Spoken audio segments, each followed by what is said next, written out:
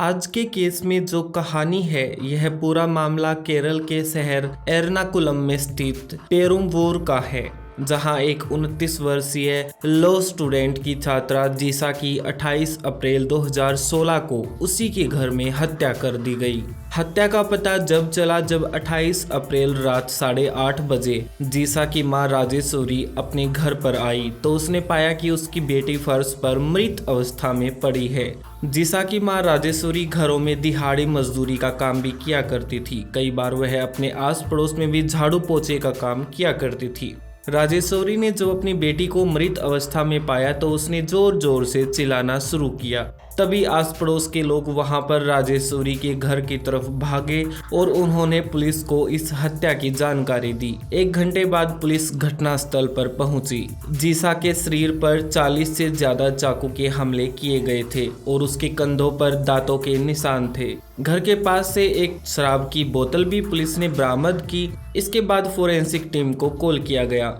रात 10 बजे forensic team घटनास्थल पर पहुंची और उन्होंने सबूतों को जुटाना शुरू किया। इस केस में पुलिस का कहना था कि आरोपी ने रेप करने की कोशिश की, मगर जब जीसा ने इस चीज का विरोध किया तो उसकी हत्या कर दी गई। इस केस में आपको देखने को मिलेगा कि पुलिस कैसे अपराधियों को पकड़ती है। दरअसल पुलिस सिर्फ मुखबिरों के आधार पर लोगों को अरेस्ट करती है और फिर उनको टॉर्चर करती है।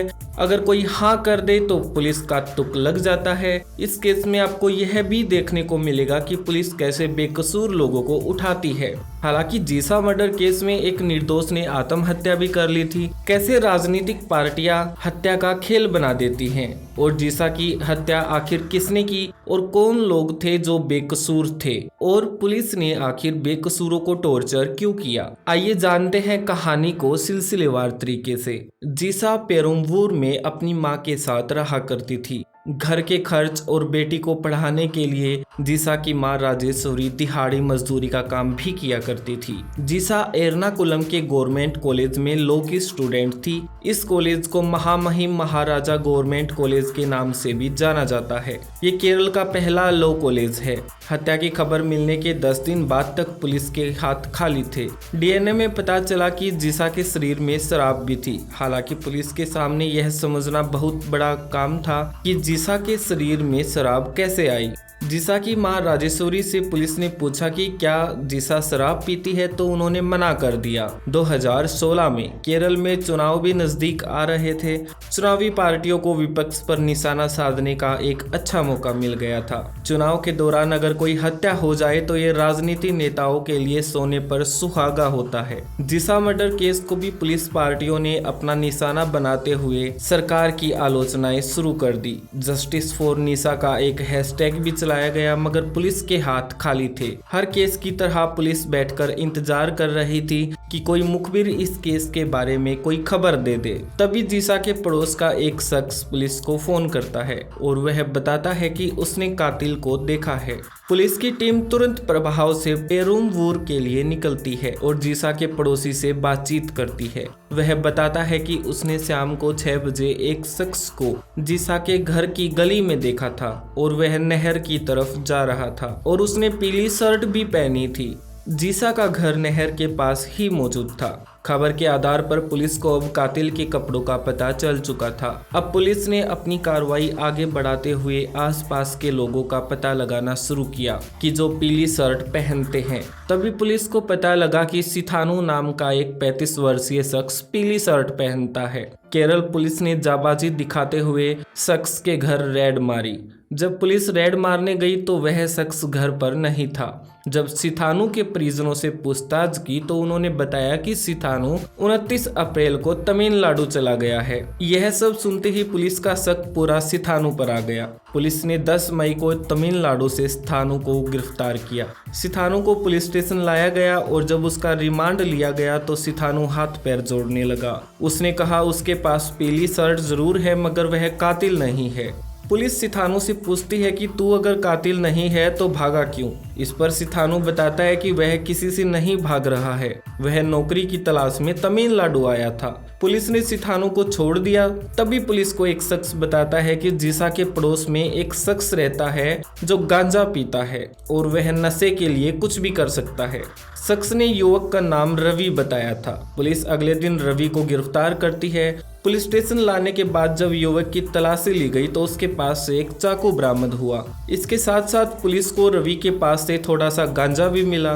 पुलिस का सारा शक अब रवि पर। पुलिस के नजरिए से जिस तरह से जीसा के शरीर पर 40 से ज्यादा चाकू के घाव और शरीर पर दांतों के निशान थे, उस हिसाब से केस में रवि बिल्कुल फिट बैठता था, क्योंकि रवि के पास चाकू भी था और पुलिस को लगा कि कोई नशेड़ी ही ऐसा कर सकता है।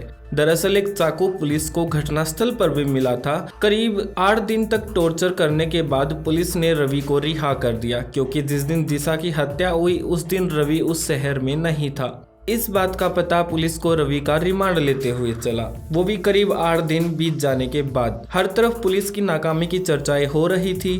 25 मई 2016 को केस की फोरेंसिक रिपोर्ट आती है।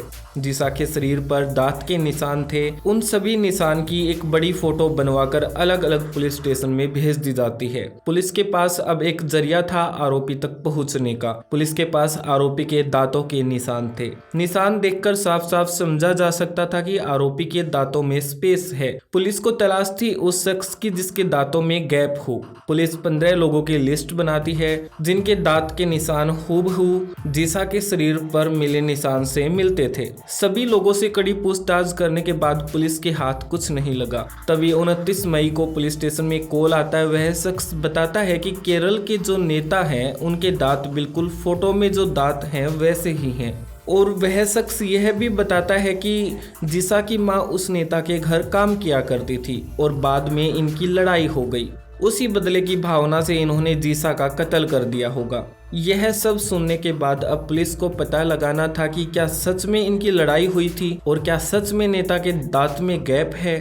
पुलिस इतने बड़े नेता को सीधा गिरफ्तार नहीं कर सकती थी। पुलिस सबूत जुटाती है पर पुलिस के हाथ खाली थे। पुलिस फैसला लेती है कि वो एक बार जीसा की मां राजेश्वरी से पूछताछ करेगी कि नेता के साथ उसकी कोई लड़ाई हुई है या नहीं।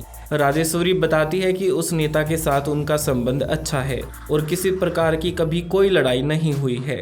जिस शख्स ने पुलिस को झूठी खबर दी, पुलिस ने उसे गिरफ्तार किया और उसने बताया उसे वो नेता पसंद नहीं है, तो उसने सोचा कि वो इनको फंसवा दे। जीसा हत्याकांड को 2 महीना हो चुका था। पुलिस कमिश्नर ने केरल पुलिस की टीम को केस से हटा दिया और नई टीम को केस सुलझाने की जिम्मेदारी सौंपी। तभी 4 जून को फिर से एक शख्स सूचना देता है कि वह एक शख्स को जानता है जो लड़कियों को बुरी नजर से देखता है और वह अक्सर लड़कियों की तरफ थूकता भी है। वह शख्स बताता है कि उसका नाम वीरा है और उसका घर जीसा के घर से थोड़ी दूरी पर ही स्थित है। वह शख्स बताता है कि वीरा और उसका भाई अक्सर ऐसी हरकतें करते रहते हैं। इतनी बेरहमी सिर्फ वही कर सकता है। जब पुलिस वीरा के घर पहुंचती है तो उसे वीरा वहां नहीं मिलता। पुलिस वीरा के बड़े भाई को गिरफ्तार कर लेती है और उससे पूछताछ शुरू करती है। 3 दिन रिमांड लेने के बाद पुलिस को पता चलता है कि वीरा का भाई बेकसूर है। पुलिस उसे रिहा कर देती है, मगर वीरा के भाई के दिमाग में एक बात बैठ गई थी कि पुलिस ने उसकी समाज में बेइज्जती कर दी। इसी बेइज्जती को उसने इतना सीरियस ले लिया कि 2-3 दिन बाद घर पर पंखे से लटक कर उसने अपनी जीवन लीला समाप्त कर ली। जाबाज पुलिस यहाँ भी पीछे हटने वाली नहीं थी। पुलिस ने वीरा की गिरफ्तारी की जांच शुरू कर दी।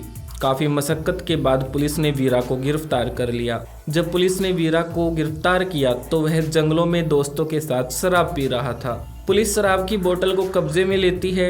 यह वही शराब की बोतल थी जो रिया के घर के बाहर पड़ी थी। पुलिस का सारा शक अब वीरा पर आ चुका था।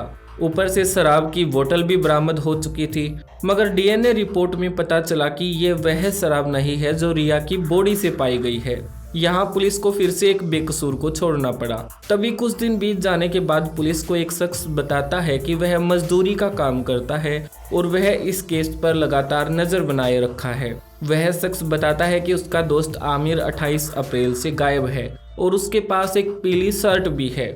जब पुलिस आमिर की तलाश शुरू करती है तो पुलिस को कहीं आमिर का नामो निशान नहीं मिलता। करीब 1 मंथ तक लगातार कोशिशें नाकाम हो रही थी। तभी एक शख्स बताता है कि उसने आमिर को देखा है।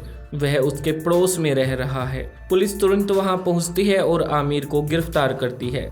गिरफ्तार होने के बाद आखिर आमिर अपना जुर्म कबूलता है। वह बताता है कि एक दिन जीसा कॉलेज जा रही थी। उसने जीसा से बात करने की कोशिश की, मगर वह जोर जोर से चिल्लाने लगी और वहां मौजूद भीड़ ने फिर उसकी खूब पिटाई की, जिसके कारण आमिर के मन में जीसा से बदले लेने की भावना पनपने लगी। अपना बदला लेने के लिए उसने जीसा की हत्या की। आमिर बताता है कि पहले तो वह मौका पाकर जीसा के घर में घुसा, क्योंकि उस वक्त जीसा घर पर अकेली थी। फिर उसने जबरदस्ती करने की कोशिश की। जब जीसा ने विरोध किया तो उसने चाकू से लगातार कई बार हमला किया, जिसके बाद जीसा तड़फने लगी। वह लगातार पानी मांग रही थी। आमिर ने बताया कि जब जीसा पानी मांग रही थी तो उसके मुंह में उसने शराब डाल दी। पुलिस चार्जशीट के साथ आरोपी को कोर्ट में पेश करती है। 2018 में केरल कोर्ट ने आमिर को आजीवन कारावास की सजा सुनाई। फिलहाल आमिर जेल में है। हमारे देश में ऐसे अपराध होना अब आम बात बन गई है। ऊपर से पुलिस की इन्वेस्टिगेशन की तो बात ही अलग है। दोस्तों, जीसा मर्डर केस में पुलिस ने जो इन्वेस्टिगेशन की उसके बारे में आपका क्या कहना है? हमें कमेंट करके अपनी राय जरूर बताइएगा। हमारी मेहनत अच्छी लगी हो तो चैनल को सब्सक्राइब जरूर कर दीजिएगा। फिर मिलते हैं एक न्यू केस के साथ। तब तक के लिए बाय।